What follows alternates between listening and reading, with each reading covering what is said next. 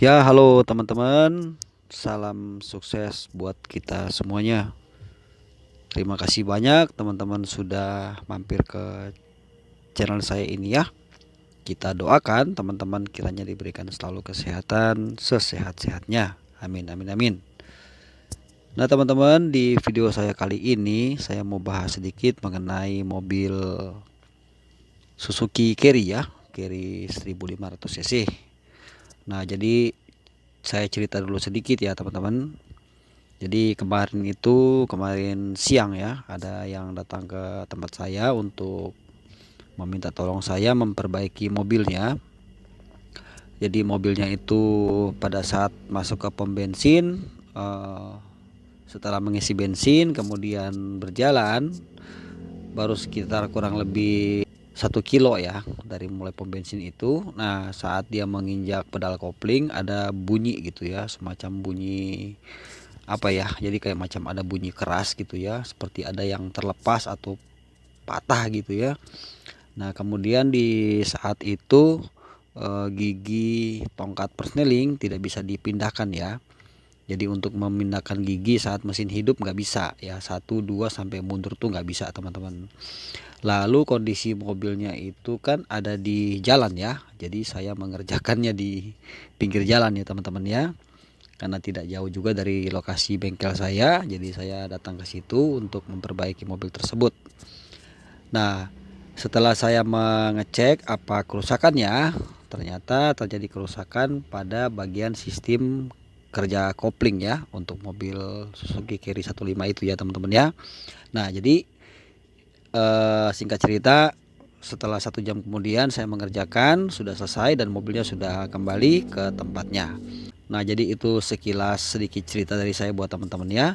Nah, sekarang saya mau bahas sedikit mengenai sehubungan dengan mobil itu ya teman-teman ya. Nah, teman-teman simak aja video ini sampai selesai.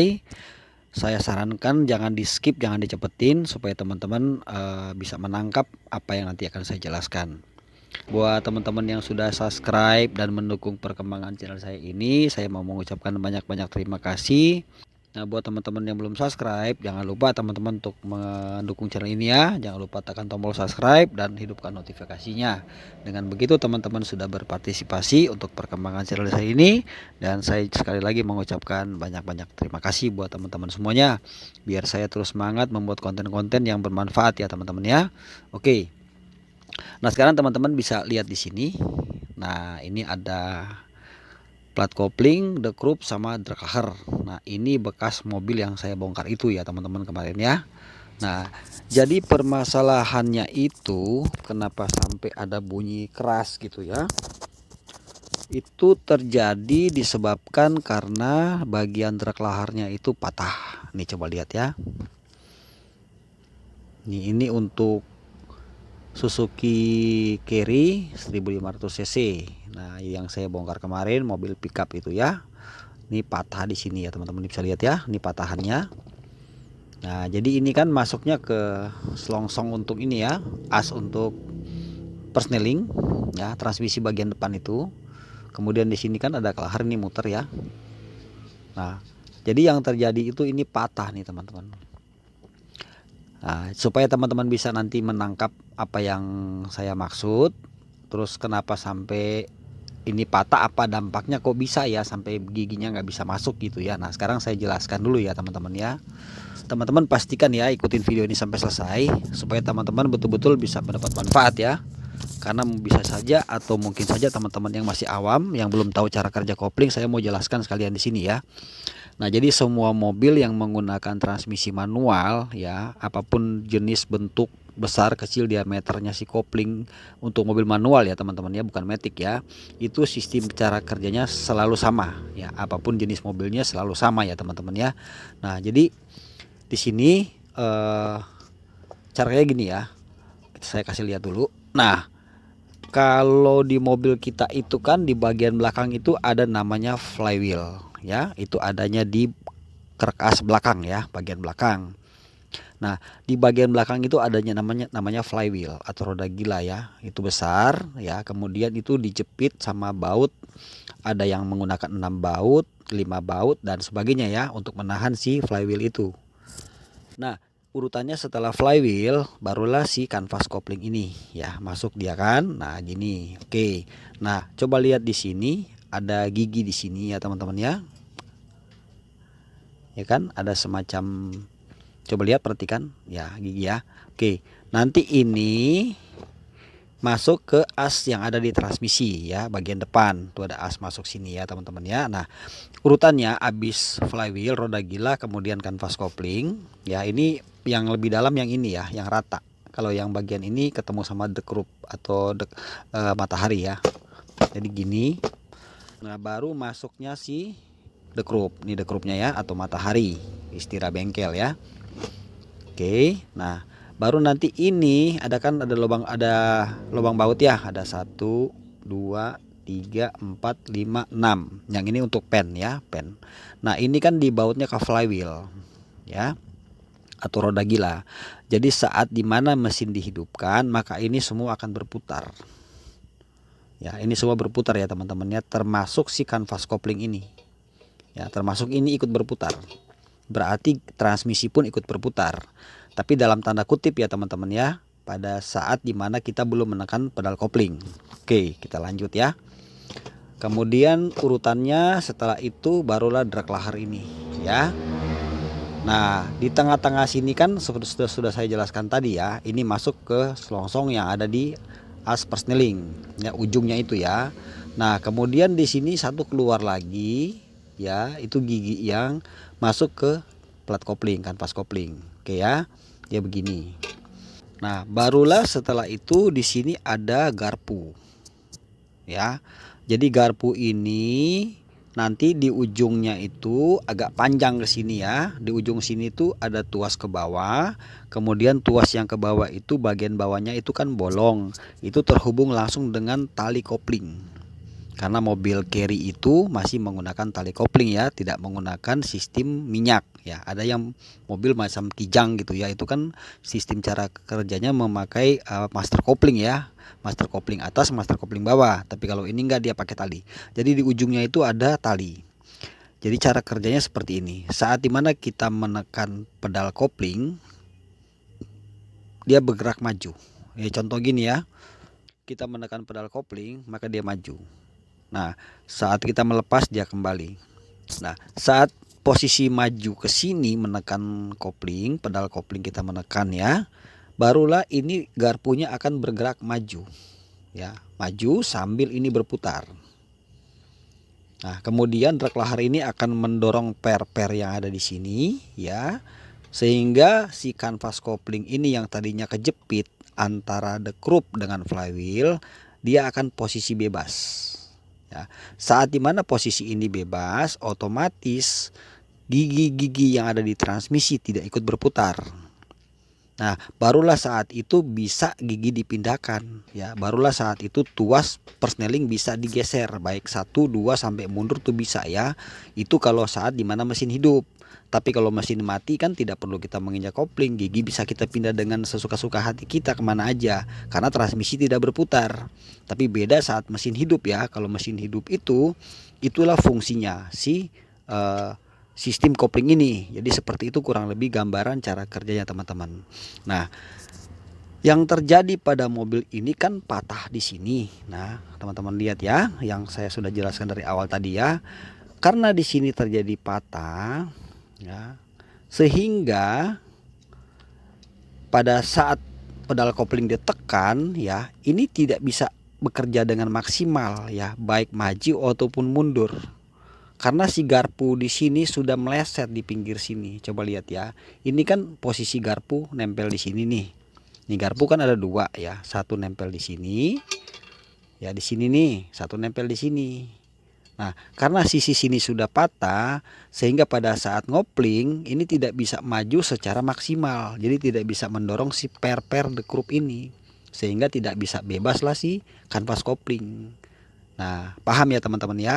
Jadi permasalahan di mobil itu terjadi masalah di drag laharnya karena patah. Ya. Nah, teman-teman lihat di foto ini ya. Jadi drag lahar itu patah karena ada sebab Penyebabnya karena di sini telah terjadi penumpukan kotoran sehingga membuat kinerja truk laharnya tidak bisa bekerja dengan maksimal.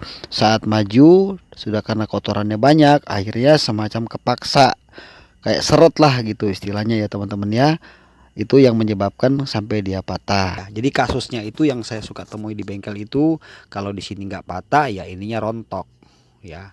Itu sebabnya teman-teman, sebagai keterangan tambahan buat teman-teman yang menonton ini ya, apapun jenis mobil kita atau apapun jenis mobil teman-teman ya, jangan pernah menyetel kopling sampai pedal itu tidak ada spasi ya. Kalau pada saat menyetel kopling ya, kita menyetel kopling itu kan pasti ada maksud ya. Apakah masuk gigi susah sehingga kita menyetel kopling supaya tinggi biar mudah bisa masuk? Nah itu bener nggak salah, tapi jangan sampai menyetel kopling terlalu tinggi ya. Maksudnya setelannya ya, setelannya apakah dia menggunakan sistem tali sebagai penghubung antara pedal dengan garpu yang ada di sini, atau dia menggunakan master kopling, sama aja.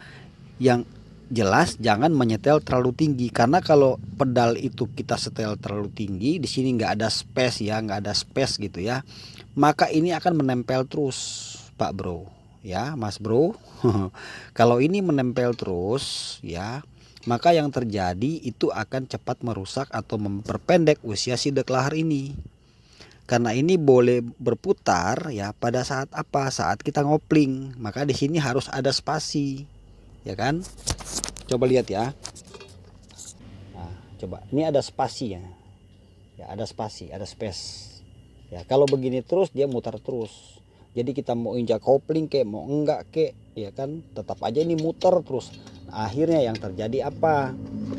Ini cepat rusak. Sekalian kuku di ujung sini nih udah kemakan dalam, coba lihat. Nih.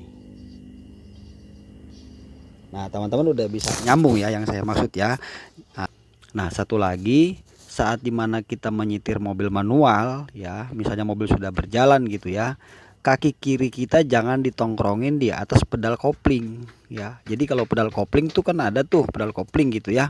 Nah, jadi kaki kiri kita itu taruh di sampingnya aja. Pokoknya jangan tongkrongin di situ. Karena kenapa? Pada saat kita menongkrongkan kaki kita di situ ya, santai-santai sambil ngobrol atau main HP lah di mobil ya kan, kita nggak sadar ini nempel terus ya. Jadi ini maju terus, akhirnya ini cepat rusak. Nah kadang-kadang terjadi tidak bisa masuk gigi itu memang tidak selamanya dari sini ya, bisa juga karena memang dekurupnya sudah bermasalah, bisa juga karena memang koplingnya ini rontok, pernya nih, ini kan ada pernya di sini ya, nih ada pernya. Nah kalau ini rontok pun tetap aja gigi nggak bisa masuk karena terjadi gangguan pada sistem si kanvas kopling ini. Jadi saya sering menemui kasus macam-macam. Nah tapi untuk saat ini, inilah sebagai contoh ya teman-teman ya. Bagian terakhir yang mau saya sampaikan kepada teman-teman, kalau sudah ada kejanggalan pada mobil kita ya, apapun itu, misalnya di bagian mesin atau di bagian kaki-kaki atau di bagian kopling ada tanda-tanda nggak enak gitu ya, jangan cuekin ya teman-teman ya. Sebaiknya segera memeriksakan ya, bawa ke bengkel terdekat atau bengkel yang teman-teman sudah biasa, sudah langganan, atau bengkel-bengkel resmi silakan, supaya apa, kita terhindar dari kerusakan berat pada mesin mobil kita ya teman-teman ya. Jadi kalau ada komponen yang mulai mencurigakan gitu ya, cepat-cepat teman-teman untuk memperbaiki, karena kadang-kadang hal kecil bisa mengakibatkan kerusakan berat pada mesin. Contoh misalnya water pump mulai bocor ya kan, udah ada air menetes dikit-dikit di bawah ya, di lantai rumah kita, atau saat kita parkir water pump udah mulai ada bocor tuh dikit-dikit gitu, kita cuekin ya kan, isi air aja deh, setiap hari tambah air aja deh. Suatu saat mobil dipinjam sama orang lain, dipinjam temen tuh, entah gimana alasannya tidak ngecek air radiator. Nah saat nyetir tidak melihat mata kita ke temperatur ya, ke jarum temperatur. Nah sehingga kita bisa kecolongan. Gara-gara water pump itu udah tahu bocor, kita nggak segera perbaiki, dipakai orang mobil, overheat di jalan, akhirnya apa yang terjadi? Mesin bisa turun, alias silinder head, silinder kop bisa melengkung Gitu teman-teman, paham, bisa tangkap ya. Jadi itu benerinnya jadi double-double. Yang tadinya cuma harus benerin water pump, malah jadi beli water pump baru, harus turun mesin pula, ya kan? Oke teman-teman ya, jadi itu aja sekedar mengingatkan buat teman-teman semuanya ya. Demikian video saya kali ini, semoga apa yang saya jelaskan teman-teman bisa menangkap. Dan akhir kata saya ucapkan terima kasih sudah menonton. Jangan lupa teman-teman ya, bantu subscribe ke channel ini biar saya tetap semangat membuat konten-konten yang bermanfaat. Akhir kata, salam sukses buat kita semuanya teman-teman ya. Teman-teman ada di Rayu di channel. Thank you teman-teman, God bless you, bye.